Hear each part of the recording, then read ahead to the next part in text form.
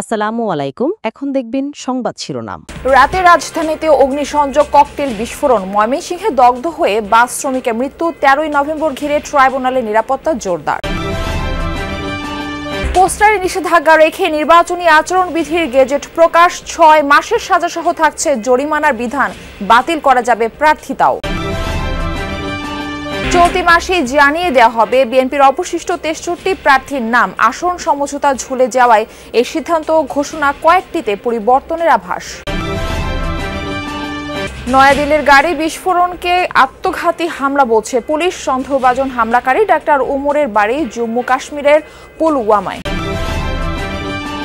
এতক্ষণ শুনছিলেন সংবাদ শিরোনাম, এখন দেখবেন বিস্তারিত। 13ই নভেম্বর শেখ হাসিনার মামলার রায়ের দিন নির্ধারণ ঘিরে সম্ভাব্য নাশকতা এড়াতে আন্তর্জাতিক অপরাধ ট্রাইব্যুনাল জাতীয় ঈদগাহ মাঠে নিরাপত্তা জোরদার করেছে আইন শৃঙ্খলা বাহিনী। মঙ্গলবার সকাল থেকেই ট্রাইব্যুনাল ও ঈদগাহ মাঠের প্রবেশ মুখে কঠোর অবস্থানে থাকতে দেখা যায় আইন শৃঙ্খলা বাহিনীকে। এর আগে সোমবার supreme court, tribunal, attorney general কার্যালয়, বার ভবনের নিরাপত্তার স্বার্থে জাতীয় ঈদগাহ মাঠে বহিরাগতদের প্রবেশে নিষেধাজ্ঞা দেয় সুপ্রিম কোর্ট প্রশাসন। পুলিশ বলছে, শেখ হাসিনার মামলার রায় ঘিরে গেল কয়েকদিন ধরেই রাজধানীতে নাশকতা ছড়াচ্ছে আওয়ামী লীগের নেতাকর্মীরা।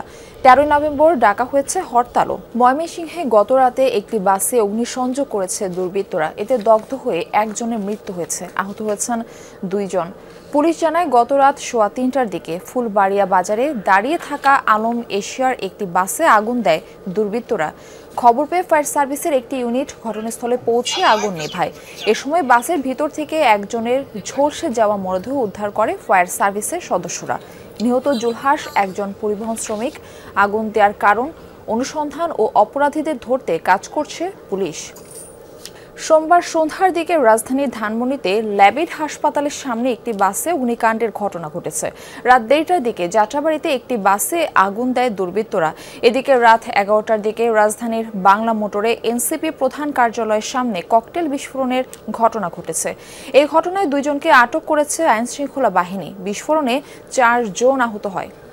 সোমবার সন্ধ্যায় রাজধানীর ধানমন্ডিতে ল্যাবেড হাসপাতালের সামনে একটি বেসরকারি বিশ্ববিদ্যালয়ের বাসে অগ্নিকাণ্ডের ঘটনা ঘটেছে।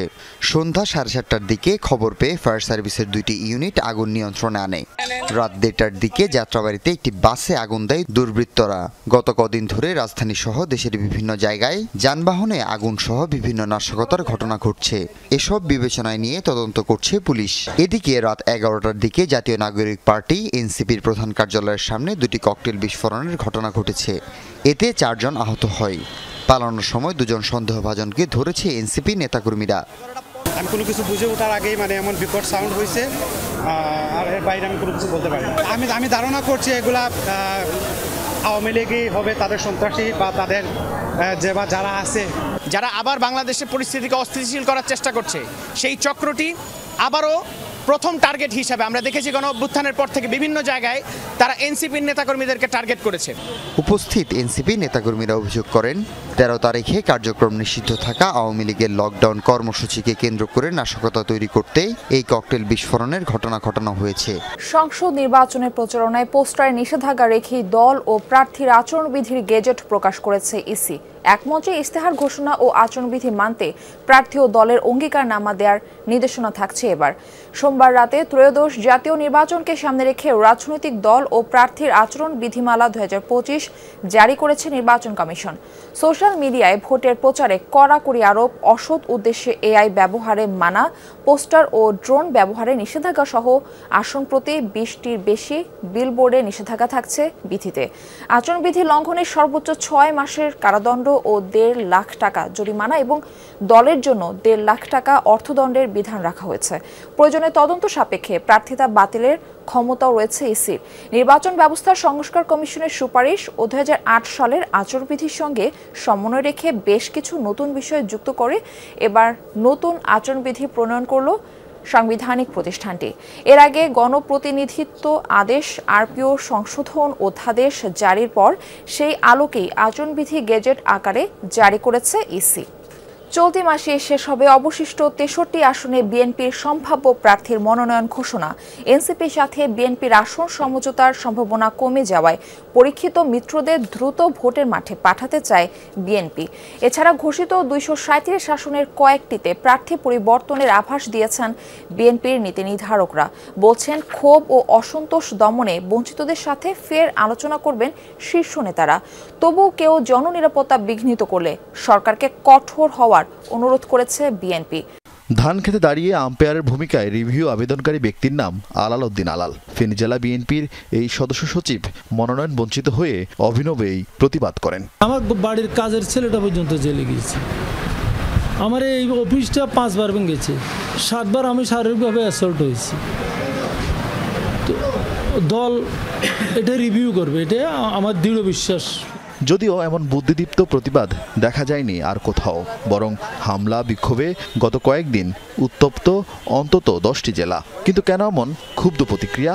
বঞ্চিতদের এমন কর্মকাণ্ডে বিএনপি বিরক্ত হলেও স্বস্তি দিচ্ছে 237 আসনের তুলনায় অল্প সংখ্যক এলাকায় প্রতিবাদ হওয়ায়। বিএনপি মনে করে তুলনামূলকভাবে যোগ্য লোকরাই পেয়েছেন এবার ধানের শীষ। যদিও সার্বিক বিবেচনায় ঘোষিত প্রার্থী তালিকায়ও কাটাছেঁড়া চলছে।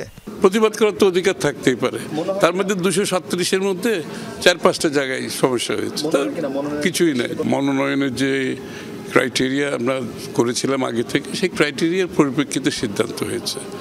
তা আবার আরেকটা ক্রাইটেরিয়া করতে গেলে আবার আরেকজন অসন্তুষ্ট হবে। যেহেতু আমরা এটা ফাইনাল সিলেকশন বলছি না, আমাদের এখানে পুনর্বিবেচনার সুযোগ আছে 2-1টা ক্ষেত্রে। যদি দলের সিদ্ধান্ত সঠিক না হয় সেই ক্ষেত্রে এটা পুনর্বিবেচনার সম্ভাবনা আছে, তবে সেটা খুব বেশি জায়গায় হয়তো দেখা দিবে না, 2-1টা ক্ষেত্রে দেখা দিতেও পারে। ঘোষণাহীন 63 আসনের প্রার্থী তালিকা নিয়েও বিএনপির একাধিক টিম কাজ করছে। তীব্র অন্তকোন্দল থাকা আসনের মনোনয়ন প্রত্যাশীদের সাথে কথা বলছেন তারেক রহমান। ছোট দলের বড় নেতাদের সাথে দর কষাকষি করছেন লেয়াজু কমিটির নেতারা। আর এনসিপির অতিরিক্ত চাহিদায় দলটি নিয়ে আগ্রহ কমেছে বিএনপির। দিল্লিতে আত্মঘাতী গাড়ি বিস্ফোরণের ঘটনায় সন্দেহভাজনের ছবি ও পরিচয় প্রকাশ করা হয়েছে। তিনি জম্মু কাশ্মীরের পুলওয়ামার বাসিন্দা ডাক্তার ওমর মোহাম্মদ। বিস্ফোরিত হুন্দাই গাড়িটি তারই ছিল বলে নিশ্চিত করেছে পুলিশ। বিস্ফোরণের আগ মুহূর্তের বেশ কয়েকটি সিসিটিভি ফুটেজও প্রকাশ করেছে। গাড়িটি 3 ঘন্টার মতো পার্ক করা ছিল লালকেল্লা এলাকায়। এরপর সন্ধ্যা 6:30টার দিকে চলতে শুরু করে। 20 মিনিট পর ধীরে ধীরে থামে ট্রাফিক সিগন্যালে। কিছুক্ষণের মধ্যে বিস্ফোরিত হয় বিকট শব্দে। পুরো সময় গাড়িটিতে অবস্থান করছিলেন সন্দেহভাজন ওই চিকিৎসক।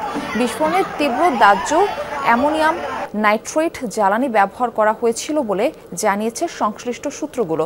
ঘটনাস্থল থেকে সংগ্রহ করা হয়েছে আলামত। ব্রাহ্মণবাড়িয়া 5 আসনে ধানের শীষের বিজয় নিশ্চিতে জোরে সোরে মাঠে নেমেছে বিএনপি। অন্তত 1 ডজন মনোনয়ন প্রত্যাশীর মধ্যে নবীনগর উপজেলা বিএনপির সভাপতি অ্যাডভোকেট এম এ মান্নানকে প্রাথমিকভাবে প্রার্থী ঘোষণা করেছে দলটি। এতে সন্তোষের কথা জানিয়েছেন তৃণমূলের নেতাকর্মীরা। বলছেন, দল মনোনীত প্রার্থীকে বিজয়ী করতে ঐক্যবদ্ধভাবে কাজ করবেন সবাই। মেঘনা ও তিতাস নদী বেষ্টিত ব্রাহ্মণবাড়িয়ার নবীনগর উপজেলা যোগাযোগ ব্যবস্থা, কর্মসংস্থান সহ বিভিন্ন দিক থেকে বেশ পিছিয়ে এই জনপদ। দীর্ঘদিনেও কাঙ্ক্ষিত উন্নয়ন না হওয়ায় ক্ষোভ রয়েছে স্থানীয়দের মাঝে। আসন্ন সংসদ নির্বাচন ঘিরে নানান হিসেব কষছেন ভোটাররা। এবার সুষ্ঠুভাবে পছন্দের প্রার্থীকে ভোট দিতে পারবেন এমন প্রত্যাশা তাদের।